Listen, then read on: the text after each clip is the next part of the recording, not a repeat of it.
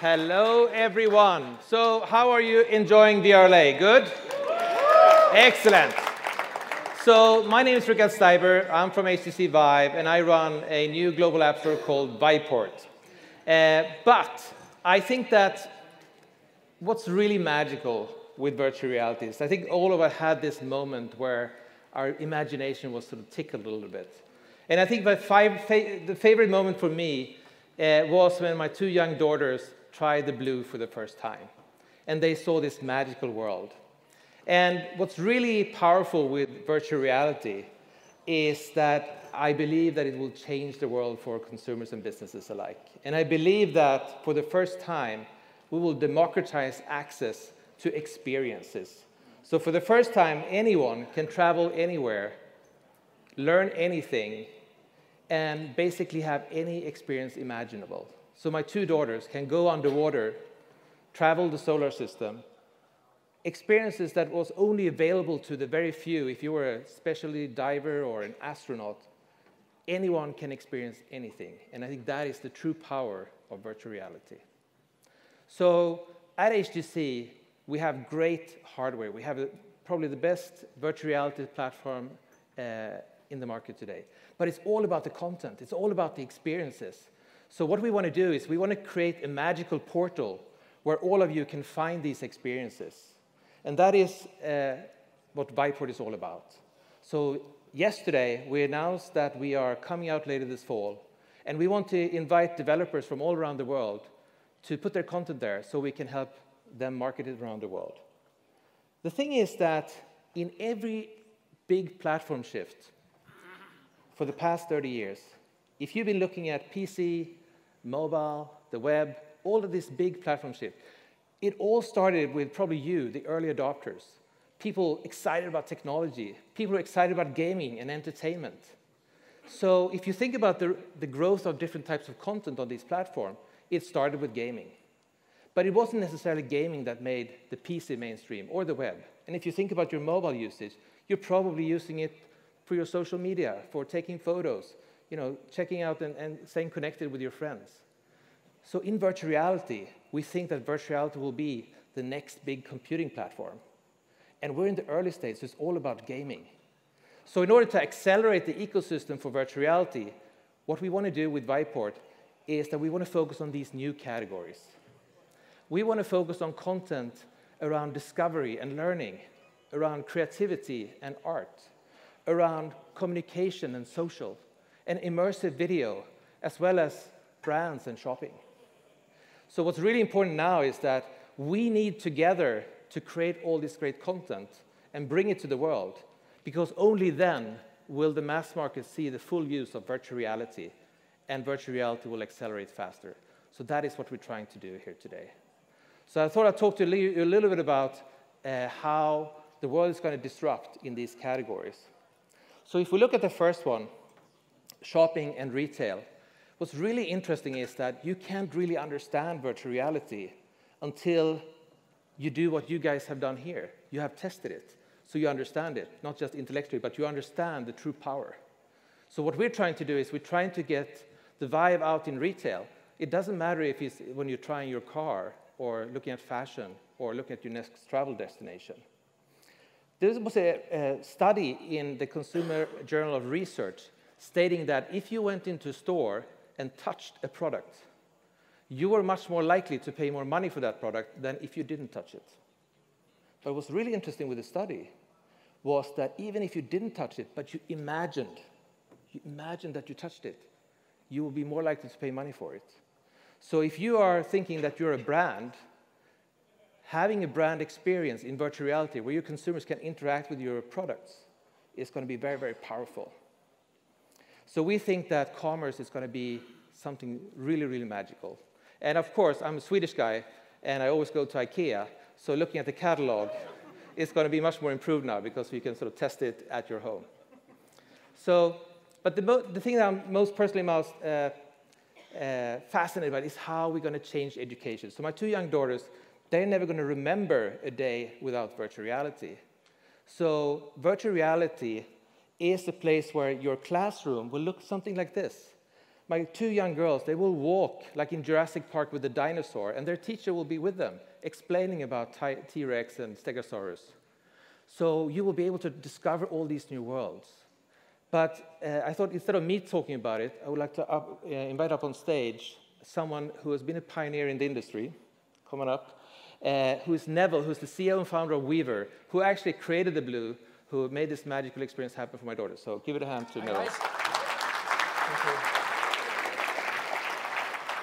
Great. It's great to be here at VRLA. I still remember the first VRLA event, and I really feel this is the community where there's a really strong, vibrant sort of enthusiasm about virtual reality, which is very dear to me. So, as the co-founder and CEO of Weaver, we're a virtual reality studio. We are creating virtual reality content, and as Rikard was just saying, what really inspired us as a team is the ability for you in a headset, or groups of people in a headset at the same time, to really feel like you can transport yourself to anywhere and to discover new experiences. And we use the term experiences and simulation versus talking about video or film or games, because sometimes those words are not quite appropriate to describe the kind of experiential moments that we believe are really, really powerful in VR. So, as a company, we're probably best known for the Blue, which has been really fun for us to see viscerally the reaction of so many people who have seen the demo and have told us how much they've enjoyed it, and it's inspired them to go out and create their own experiences. So this is the Blue. Season 1 is now available. We're working on Season 2, and there'll be a whole set of new encounters with all kinds of crazy underwater creatures that you'll be able to have. We've also been, collaborating with independent artists like Ben Vance, who's the creator of Irrational Exuberance. And now the Vive can transport you to outer space and have a very sort of visceral, intimate experience of what it's like to interact in zero-G. And also we're seeing that besides going out to any places in the world, there's also the potential to sort of journey inwards. So we've been doing this really interesting project with Deepak Chopra, where we're exploring a series of meditation simulations. And that really inspires us in terms of the breadth of what's possible on this platform. In addition to these titles, there's a bunch more experiences we've been working on. We worked on Waves with Reggie Watts, and we'll be doing a lot more with him. We're working on a project with Jon Favreau, who's the director of Iron Man and best known for also the work he did on Jungle Book and Chef. So we'll be able to share more about that too. But we're super stoked about the Vive and Viveport, and really the ability that this gives all of us to hopefully entertain, educate, and inspire people all over the world. So that's it. Have fun, guys. Thank you.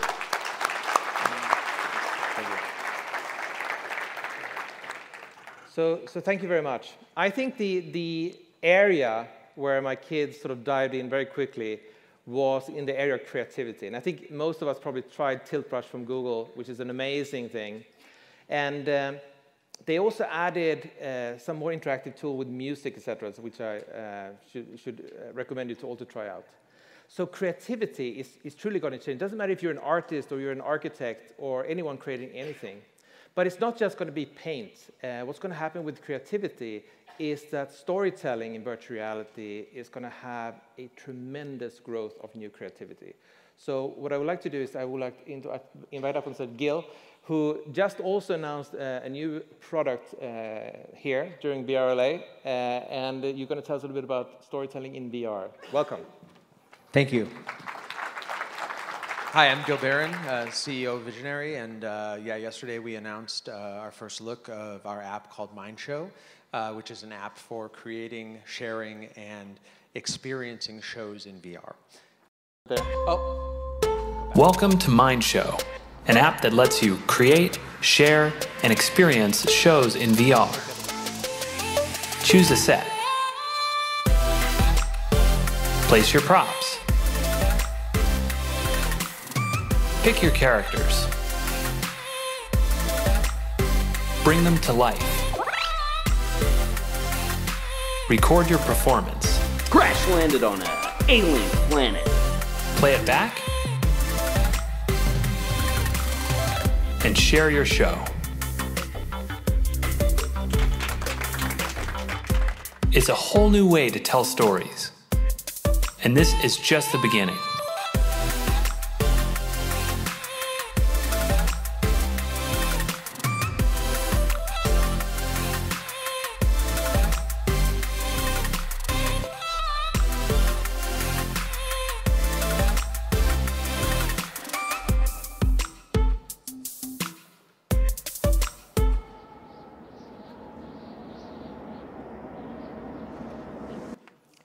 Let's do, how many here would like to try this thing? Hand up. Yeah, pretty much everyone. Thank you. So all the animations that you saw in that video were created with a computer and a Vive and a person. You can create stories with multiple characters by yourself. One person with a Vive and a computer can be an entire movie studio. And this is the kind of enabling technology that we see at Visionary as being empowered by HTC, by Vive, by having wireless controllers that let you use your hands like you do in real life. And like Neville said, you have experiences. Experiences involve your body. And so now with this, we're going to give you the access to be able to tell, share, create your own stories, experience other people's stories in a way that you've never been possible before. So excellent. Thank you. Thank you so much. Thank you for making this possible. Thank you.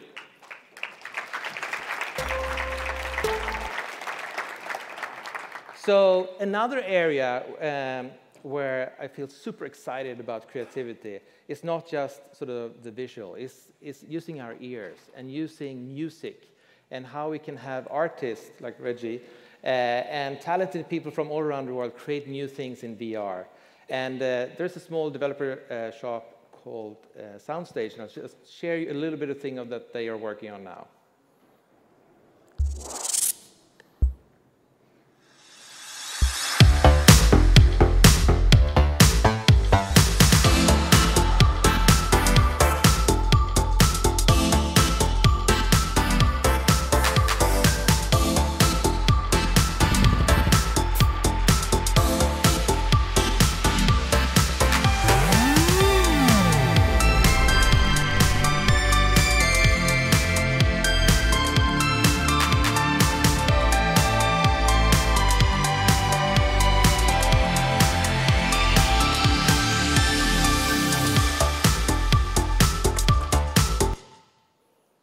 Pretty cool, huh? What do you think, Reggie? You like it? Very good. That's a good review. So what's exciting with creativity is that you want to create things together with people. You want to share it with people. You want to share it with your friends. And of course, social is going to be massive in virtual reality. So we're going to have these campfires. And I think we're starting to see the emergence of these chat rooms where you're hanging out with your friends, you're talking with them, you have VR chat, you have Surreal. But I think what's really important here is that I think social will be something that goes across all kind of applications and all types of content, because we really want to share things with each other and experience things together. And that is very true for the next area, which I think will have massive amount of disruption. So when it comes to watching sort of video or content, it doesn't matter if it's the IMAX screen or your theater or your home or in front of your mobile phone. Watching things is really going to change. And we've seen really fast growth of cinematic VR and immersive video experiences. So to talk about this, I want to invite one of the pioneers in the area. So please welcome Cliff from Jawn Studio.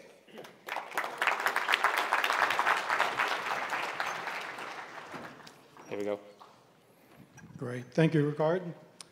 At Jawn, we do a lot of different things. We develop a lot of technology. We also produce a lot of content.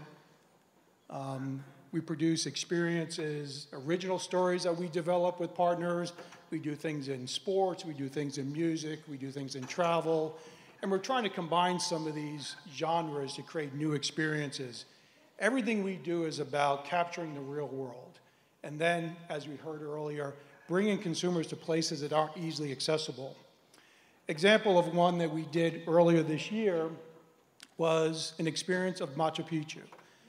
We went there and we captured Machu Picchu. We used a lot of different techniques to capture and create the experience of what it's like actually being there and a bit of the history of Machu Picchu. So We use live action 360 video, we use photogrammetry techniques, and we use some computer animation. And what we want to do is create more of these real life experiences that aren't just animation. So working with our friends at XRES Studio, we're working on a number of new projects. One is, this one is basically Yosemite, in which we took gigapixel photographs of all over the valley, laser scanned part of it, and then in VR, we can visit all different parts of the valley in great detail. So we can be far out in the valley and zoom into a waterfall in the valley. So in June, we were in Iceland, and there's a music festival called Secret Solstice. Has some of the most unique venues imaginable. Going to a concert inside a volcano, going to a concert and performance inside a glacier. So we went there, we scanned these areas, we shot the performances, and we're trying to combine these techniques to create the sense of presence, what it's actually like being inside that volcano, in which there are only dozens of people who had the opportunity to really see this performance, or inside a glacier, and use a lot of these techniques of capturing the real world and bringing audiences to them, because it costs tens of thousands of dollars to have that experience of being there, and it's only once a year. So now we'll make it available for the rest of the world to enjoy these sorts of experiences and be able to go other places in the world. And again, being in something like the Vive, where it's truly immersive and I can move around these worlds, is going to be really exciting and just the beginning of things to come. All right. Thank you very much. Thank you much for coming. So it's hard. It's hard to capture everything that's going to happen in 10, 15 minutes. But I do think that what I want you to take away is I want you to think about, what will you be in virtual reality? Who will you be? Where will you go? And if you could do anything imaginable, what would that be? Because the journey starts now. It doesn't matter if you're a user or you're a creator. We want you to embrace virtual reality and basically take it to the next level. So with that, thank you very much for your attention. And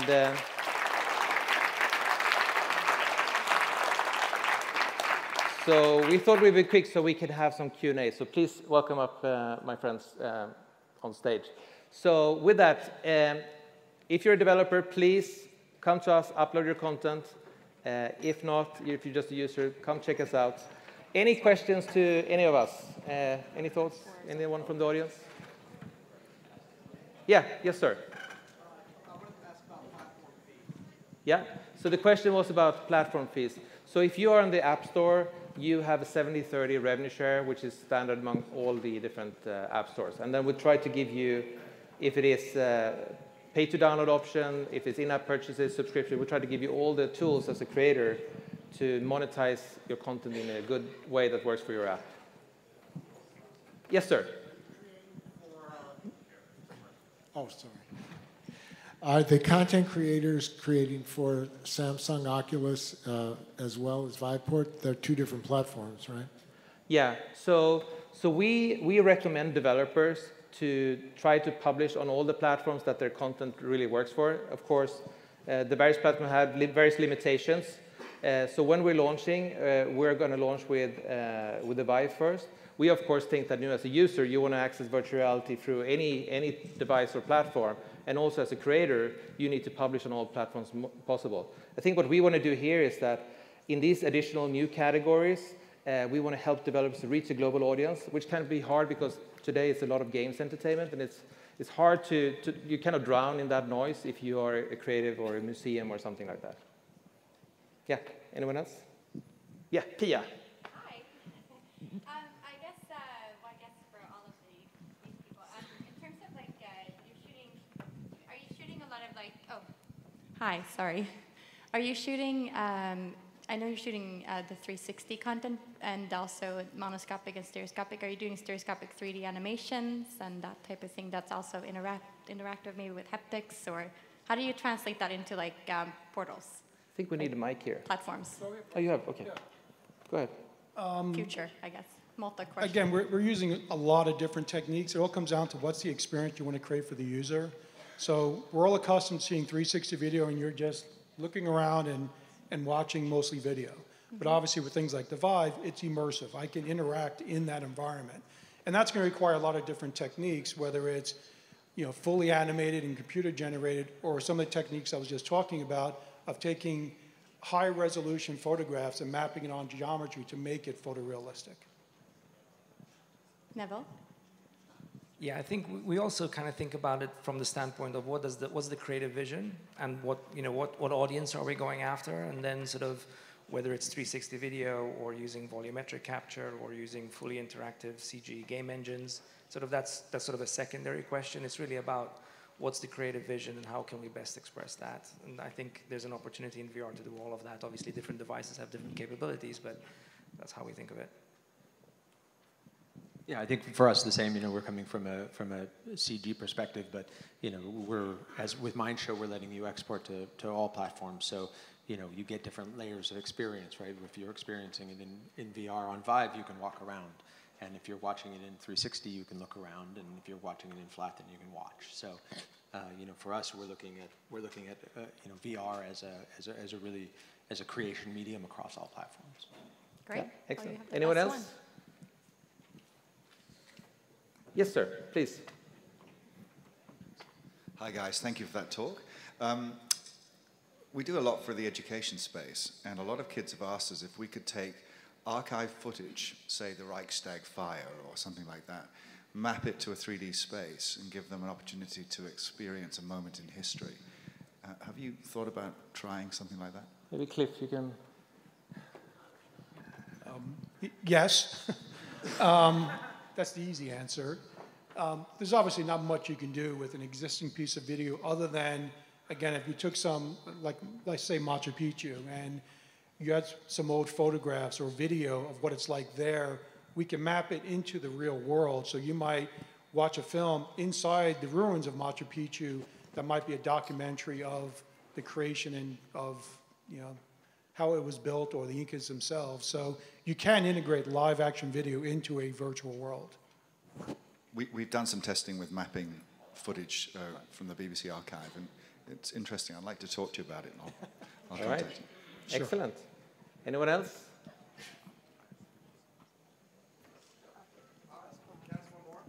You can ask as many questions as you want. Okay.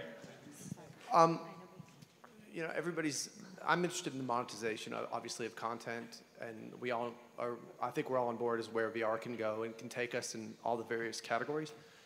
My question really is, I know there's varying ideas on the price point of content at this stage, but I would just like to hear, as the creators, I'd like to hear what your thoughts are on that. I always like to say it's still the early days of VR, and we're discovering new ecosystems. And based on even where you are, like in China right now, VR is exploding, and there's probably a bigger demand right now. We're experimenting with lots of different ways of having brands sponsor some of the content we're doing, making content available directly for consumers to buy. But we're trying things and learning and see how consumers respond to it. But there's no set formula that we've seen just yet. Yeah, what he said, plus, even though it's still early days, I mean, we've been really encouraged by the fact that if you kind of do the math right, you can kind of think about a title where your investment in that title is appropriately sized for the number of headset owners out there in the market, and you can create a title that actually consumers want to pay for. So we've had some experimentation. I mean, the Blue is selling today, and actually we've been really encouraged by the opportunity that developers have to be thoughtful about what to create and how much to invest in it, and actually be able to at least make your money back. Yeah, and I can just chip in also where, if you think about the Vive, you can think of basically three pillars. You have the great technology, you have Viveport, which is the marketplace to helping you sort of make money, but we also have Vive Studios, where we do invest in content projects. So if you have a great idea or a pitch, we could invest in that. And then you have ViveX, which is the $100 million accelerator, where we're investing in companies. So there are a couple of ways where we're trying to sort of support the ecosystem and accelerate the growth of this type of content. Okay, anyone more? Yes, sir, please. I'm in the video recognition space, and we're Great. trying to find out how to come into the VR space to monetize the video content like he was talking about, and we're just trying to find out how we can partner and do things better in that space with the video recognition.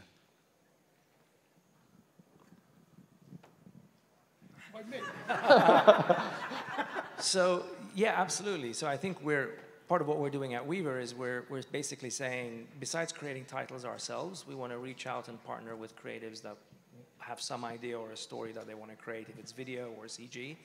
And as we were just saying, you know, right now our sense is that it's consumers tend to, I think, are used to video being free for the most part, unless you're looking beyond a certain production value, like an HBO or Netflix type TV series, where as a consumer you may choose to subscribe for some premium content.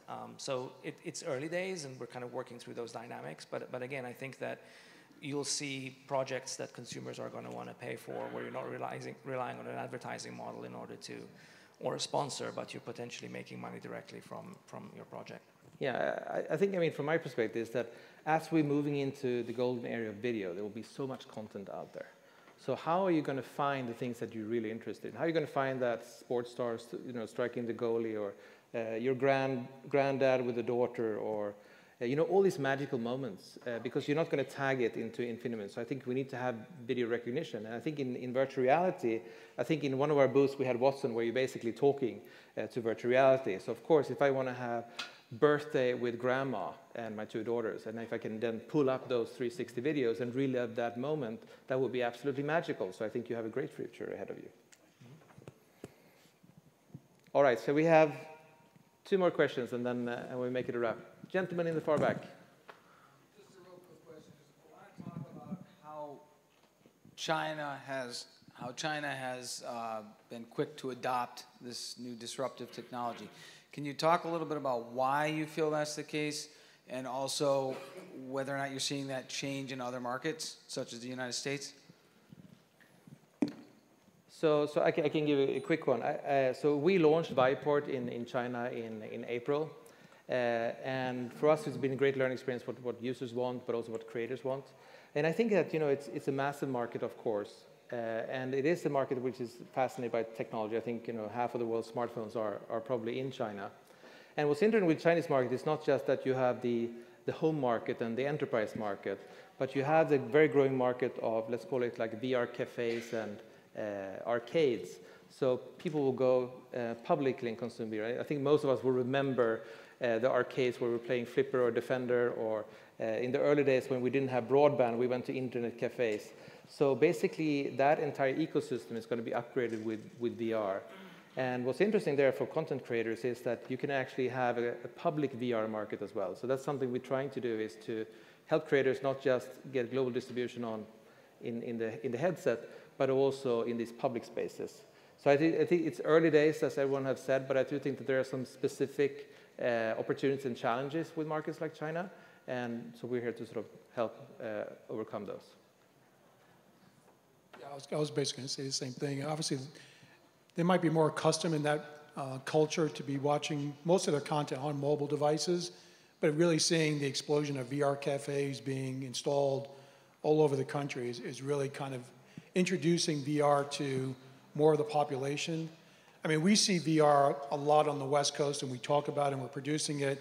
When I go visit friends and family on the East Coast, they think we live in the future. It's, you know, so we need to just get VR out there more to the masses, because I've yet to see anyone not try it and immediately be hooked. All right, one last question. We'll hang out here if you have more questions. Who's going to have the last one? Yes, sir. Do you think there is future for 360 video versus like what you can do on the Vive created in Unity?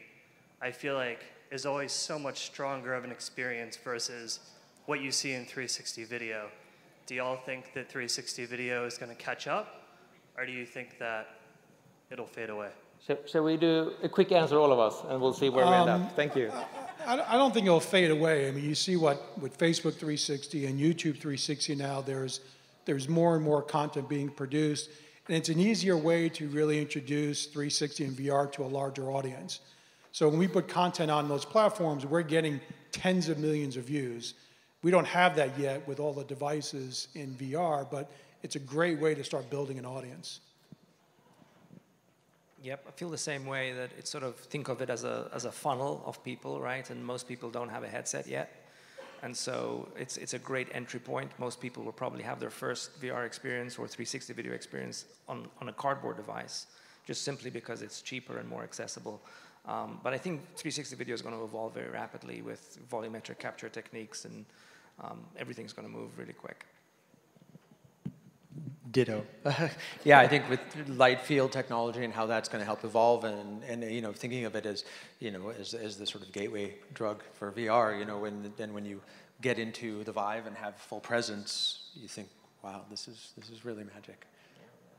Yeah, I mean, the way I see it is that our mind kind of works, so we think linear. We think that, you know, it's 360, okay, it's going to be better quality, HD, it's going to be stereoscopic, 3D, but I think actually it's going to take off very, very quickly. And the way I see it is that it's not going to be linear anymore. It's going to be non-linear storytelling. So you'll have this 360 environment, but you can choose where you're going to go. You're not going to be look-around media. You're going to have the Vive. You're going to be interactive in photorealistic environments. So you're going to choose your path. You're going to have intelligent sort of characters there that you're going to interact with. So I think it's going to explode, but probably the things that we record today, which we are with the famous Nokia Ozo here, hello, of course that quality will probably not be that awesome in the next 5 years.